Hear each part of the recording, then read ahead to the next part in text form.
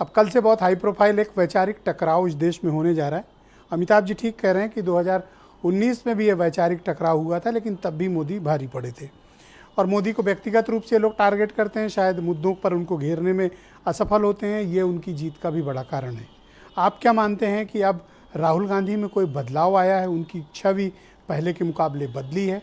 और तीसरा प्रश्न कि जो इंडिया अलायंस उन्होंने क्रिएट किया है, इसमें इतना पॉलिटिकल पोटेंशियल है कि ये बीजेपी जैसी माइटी पॉलिटिकल पावर का मुकाबला कर सकें? ब्रजेश जी, अगर मोदी सरकार में इतना छापा ना पड़ता तो शायद इंडिया अलायंस कोई गठबंधन बनता भी ना। विपक्ष को एक साथ आने के लिए शायद बीजेपी ने मजबूर किया और आज एक गठबंधन के रूप में इंडिया दिख रहा है। एक ज़माना था जब लोग कांग्रेस के खिलाफ ऐसे एकजुट हुआ करते थे, कभी सफलता मिलती थी, कभी नहीं मिलती थी। अब वही हाल भाजपा के खिलाफ इस देश की बहुत सारी विपक्षी पार्टियां एकजुट हुई हैं। एक जरा सुधार जरूर ये आया है कि जो राहुल गांधी, जो कांग्रेस सबसे बड़ी पार्टी थी इस अलायंस में, जिनको लोग हल्के में लेते थे, उनके छवि में और उनकी स्वीकार्यता में थोड़ा बदलाव आया है। जब से हिमाचल प्रदेश और कर्नाटक में कांग्रेस जीती है, राहुल गांधी की जो पदयात्रा हुई है, फिर उसके बाद उनकी सांसदी खत्म होना, उनका घर खाली कराया जाना और आज उनकी फिर से संसद में वापसी होना, ये राहुल की छवि में एक बड़ा बदलाव लाती है। उनको एक बड़े नेता के तौर पर इस देश में सामने लेकर आई है ये घटनाक्रम। अगर वो कहीं जेल चले गए होते तो शायद इस देश में और बड़े नेता के तौर पर उभरे होते। देखिए, राहुल गांधी की वापसी से देश की सत्ता में कौन आएगा, चुनाव कौन जीतेगा, ये अलग बात है, लेकिन कांग्रेस और इंडिया का मनोबल जरूर बढ़ा है। और मार्च में वो गए थे, अगस्त में लौटे हैं। 5 महीना करीब उनको निलंबित रहे संसद से, अब वो सुप्रीम कोर्ट के आदेश पर आए, आज उनको बहाल कर दिया गया। ये जरूर है कि ये जो चुनाव होगा 2024 का, ये बहुत टक्कर वाला चुनाव होगा, कड़ा संघर्ष होगा, इसमें कोई शक नहीं, क्योंकि अब की बार गठबंधन बड़े बने हैं और नेता भी सब मजबूत हुए हैं। एक तरह से जो खाली मैदान की तरह था वो स्थिति नहीं बनती दिख रही है। ये जरूर है कि देश की सियासत में विपक्ष की भी अहम भूमिका रही है और तमाम नेता समय समय पर वहाँ स्थापित होते रहे। इलाकाई पार्टियों का भी अपना एक महत्व है और इसमें सब में जो घटनाक्रम को अगर आप देखेंगे राहुल गांधी को लेकर, तो ये कहा जा सकता है कि भाजपा नुकसान में रही है और कांग्रेस को फायदा हुआ है। अब कितना हुआ ये चुनाव बताएगा, लेकिन लोकप्रियता और स्वीकार्यता एक दोनों अलग अलग पैमाने हैं। उस पैमाने में अभी मोदी की तुलना में राहुल गांधी बहुत पीछे है और मोदी के पास एक बड़ा वोट बैंक है। एक मोदी लहर जो पिछले 10 साल से चल रही है इस देश में, अभी उसमें कोई ठहराव इतना आसानी से नहीं आया है।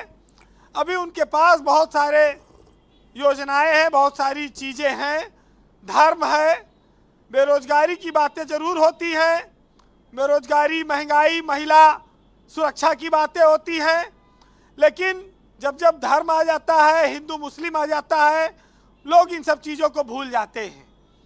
और एक सबसे बड़ी सच्चाई जात की है। जात के आधार पर टिकट बंटते हैं, जात के आधार पर चुनाव होता है और मतदान भी लोग उसी आधार पर करते हैं। तो जो जातियों का सबसे बड़ा समूह है वो तो भाजपा के पास है ही है। अभी देखिए, जो कभी भाजपा को लोडर बोलते थे वो उनके साथ हैं, वो लीडर हैं। अब वो कहते हैं ये सब झालर है, इस झालर में बहुत सारी बल्ब फ्यूज है। तमाम साथी उनको नए मिल रहे हैं उत्तर प्रदेश में।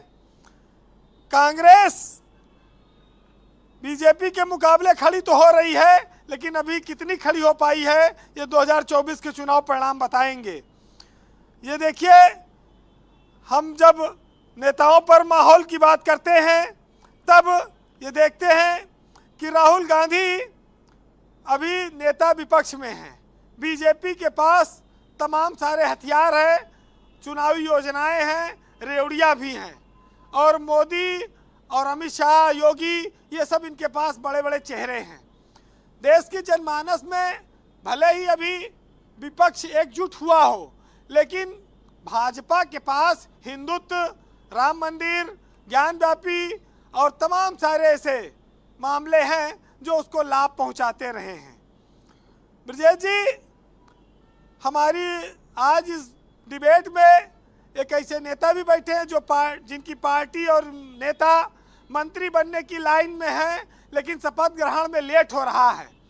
दर्जी की दुकान पे कपड़ा सिलाई का ऑर्डर हो गया था, लेकिन अभी लग रहा है सिलाई का पैसा लटका रहेगा जब तक मामला क्लियर नहीं हो जाता, क्योंकि देश में चुनाव होने वाला है और इस चुनाव में अभी थोड़ा वक्त है और इसीलिए शायद शपथ ग्रहण में भी टाइम लगे।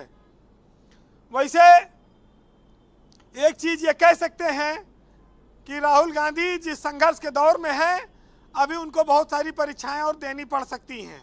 विपक्ष में उत्साह जरूर आया है, लेकिन अभी वक्त लगेगा। जी वीरेन जी, कांग्रेस का उत्तर प्रदेश में कुछ नहीं है। जी सुनिएगा कि हदें शहर से निकली तो गांव गांव चली और कुछ यादें मेरे संग पांव पांव चली। सफर जो धूप का किया तब तजुर्बा हुआ, वो जिंदगी ही क्या जो छाँव छाँव चली। बहुत शुक्रिया वीरेन जी, आपका बहुत बहुत धन्यवाद ग्राउंड जीरो से अपने इनपुट और फीडबैक हमें उपलब्ध कराने के लिए। बहनों भाइयों, हम सब बात कर रहे हैं कल